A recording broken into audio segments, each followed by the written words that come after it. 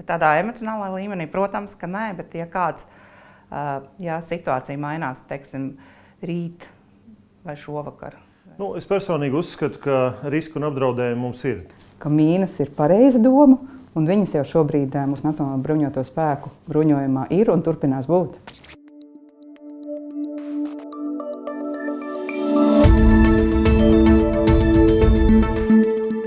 Otavas konvencija, kurai pievienojusies arī Latvija, aizliedz nevadāmās kājnieku mīnas. Otavas vienošanos par šādu mīnu neizmantošanu parakstījusi praktiski visa Eiropa, Āfrika un Dienvidamerika, arī Austrālija un Kanāda. Savukārt starp nedaudz vairāk kā 30 valstīm, kas nav to ratificējušas, ir ASV, Krievija, Izraela, Ķīna un Indija. Kopš kara sākuma Ukrainā ne tikai Latvijā sākusies diskusija, vai šo lēmumu nevajadzētu pārskatīt. Lielais jautājums politiķiem, vai Latvijai ir jāizstājas no Otavas konvencijas. Izsaki savu viedokli komentārā. Kaut kas iespējams šajā idejā par izstāšanos no šīs Otavas konvencijas ir bijis pāragrs. Vai tas ir pietiekami izvērtēts vispār nozares līmenī, lai šobrīd tas tik aktīvi tiktu apspriests sabiedrībā. Un, manuprāt, sabiedrībā nedaudz pat pārāk, nevis nedaudz, bet pārāk daudz tiek uzturēts šis te stresa līmenis, ka tūdaļ pie mums varētu sākties kara darbība. 2007. gada Minhenes konferences, Putina runa, viņš skaidri iezīmē faktiski tās valstis, kas kādreiz bija okupētas un kļuva par Padomju Savienības daļu, viņš iezīmē, es gribu atjaunot impēriju. Skaidrs. Gruzijā karš, Ukrainas okupācija, tātad daļēja, un mēs esam viņu radarā. Tad jautājums, vai mēs esam kaut kādā veidā riskā vai nē? Esam. Tikai starpība tāda, ka mēs esam NATO. Un varbūt tur slēpjas atbildes saistībā ar šo diskusiju par Otavas konvenciju. Jo, ja mēs nebūtu NATO dalībvalsts, ja mums nebūtu partneri, kur šeit būtu uz vietas, mums tātad kanādieši vada IFP misiju un dzīvo reāli Adažos un sargā mūs blakus vēl Spāņiem un citiem. Un Otavas konvencija ir Kanādas konvencija, un viņi vēlās vēl šajā konvencijā papildus valsts iegūt, kas iestātos. Ja? Tad šīs ir tādas starptautiskās attiecības, kuru dimensija ir jāņem vērā. Ja mēs tajā visā nebūtu, es teiktu, pie velna visas konvencijas. Ņemam visu, uz kā var uzsprāgt Krievu tanki, viņu kājnieki un tā tālāk. Ja? Tad viss, kas aizsargā mūsu teritoriju, derīgs. Ka būtība jautājumam ir, kā labāk aizsargāt Latvijas robežu, un vai Latvijas šai aizsardzības līnijā uz robežas ir vajadzīgas mīnas. Un tur atbilde ir, ka robeža jāsargā gudri un moderni. Un jā, arī mīnas ir vajadzīgas, un viņas jau šobrīd ir mūsu Nacionālo bruņoto spēku bruņojumā. Mūsu Nacionālo bruņoto spēku bruņojumā jau šobrīd ir gan modernas kājnieku mīnas, kas ir arī iedarbināmas un arī atspējojamas pa gabalu, un ir arī tātad prettanku un pretbruņu transporta mīnas. Līdz ar to mūsu bruņotie spēki ļoti gudri plāno uz priekšu, un arī sadarbībā ar mūsu NATO partneriem un arī reģionu partneriem, kādā veidā šo robežu tātad ar Krieviju, ar Baltkrieviju aizsargāt. Tas, par ko runā Otavas konvencija, ir par ļoti specifiska, tikai viena no dažādu veidu mīnām, kas tiek dēvēts par tādu veco laiku mīnām, kas īpaši detonē, kad viņām tuvojas cilvēks un nav nekādā veidā pa gabalu tātad iespējojams vai atspējojams. Tas nav tāds tīrs jā, nē. Ir nozars profesionāļi, kuriem šis te jautājums ir jāizvērtē. Visi plusi, visi mīnusi. Skaidrs, ka emocionāli arī tad, kad es pirmo reizi dzirdēju šo te, likās, kas pa murgu.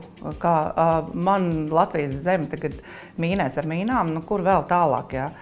Teiksim, tā mana tas mans emocionālais vēstījums ir palicis arī šajā pat līmenī. Viennozīmīgi nē, jā. Emocionālā cilvēcīgā līmenī.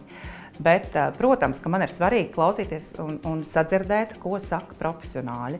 Tas, ko es šobrīd sadzirdu, ko saka profesionāļi, bruņoto spēku augsta līmeņa vadītāji, ir tas, ka nevajag steigties ar šo, jo šobrīd pie mums nenotiek aktīva kara darbība, tas ir viens.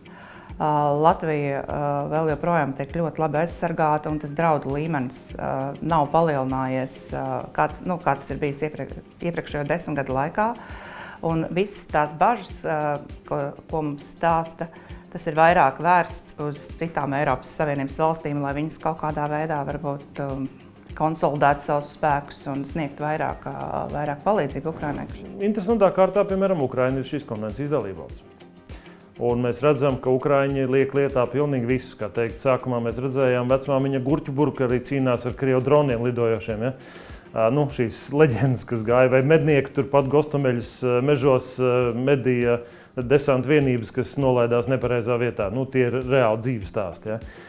Ko es pats personīgi no maniem kolēģiem Ukrainā dzirdēju un man rādītojus. Tad Ukraiņi izmanto pilnīgi visu.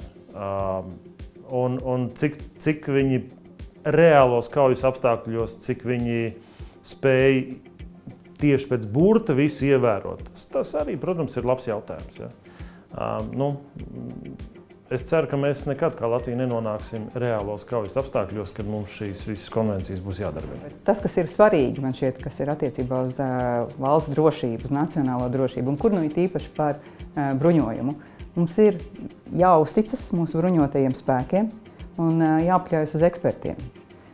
Jo kādēļ gan mums raisīja tādu, varbūt pat tādu nepamatotu paniku sabiedrībā, eskalējot jautājumus par kādu konvenciju, radot maldīgu iespaidu, ka tā vispār aizliegt mīnas. Tā tas nav. Un tas, kas ir ļoti svarīgi apzināties, tiešām vēlreiz, ka mūsu nacionāli bruņotie spēki ir izvērtējuši, arī ir ļoti cieši koordinē ar citiem NATO spēkiem, un ka mums konkrētas, modernas, atļautas mīnas Latvijā ir un būs. Sabiedrība būtībā sagaida nevis jā vai nē par mīnām. Viņi sagaida konkrēti sajūtamu sajūtu par to, ka valsts ir izdarījusi pilnīgi visu maksimumu, lai mēs būtu drošībā. Un tas ir ļoti leģitīms pamatots jautājums. Un šis nav stāsts gluži par mīnām. Tā ir viena detaļa, kas ir atsegusi šo sabiedrības vēlmi just pārliecību. Ja mēs runājam par aizsardzības pastiprināšanu, vai mīnas, šīs kājnieku mīnas ir labākais, kurā tad investēt šos līdzekļus, jā? Vai nav kaut kas daudz modernāks? Tur ir ļoti daudz par, ļoti daudz pret. Bet tādā emocionālā līmenī, protams, ka nē, bet ja situācija mainās, teiksim, rīt vai šovakar, vai nav, kad kāds atnāk man pārliecina un saka, ar izklāstītiem argumentiem, ka tas ir tas, kas ir jādara, un tad skaidrs, ka es uzticēšos nozares profesionāļiem, nevis savam emocionālajiem, nē. Bet šobrīd es neredzu pamatu tam. Un es pieļauju, ka sākotnēji ir bijis kāds mulsums par to, ko nosaka Otavas konvencija. Ir ļoti svarīgi nošķirt, ka nav runa šajā konvencijā par visu tipu mīnām, ir runa tikai par ļoti konkrētām, kuras tātad detonē, ka tām pietuvojas vai uzkāp cilvēks, bet modernās kājnieku mīnas ir tādas, kuras arī ļoti efektīvi aizsargā, var kalpot kā šis bruņojums, bet kuras ir iespējams, tātad, kā jau es minēju, gan iespējot, gan atspējot arī pa gabalu, kas uzlabo drošību, kas palielina to efektivitāti un ir labākais un modernais bruņojums. Es gribu redzēt mūsu robežas aizsardzības plānus, vismaz stratēģiju, kādā veidā tas ir reāli izdarāms ātrā laikā un iespējams. Šī plāna kontekstā es gribu redzēt arī paņēmienus un instrumentus, kas būtu šīs robežas. Un tad, ja ir nepieciešams, mēs varam vaļā diskusiju par Otavas konvenciju un par šīm kājnieku mīnām, kas ir īstenībā viens konkrēts veids no daudziem dažādiem, par ko vispār iet šī saruna. Ja mēs nevaram bez tā iztikt, tad būtu pamatot šī diskusija.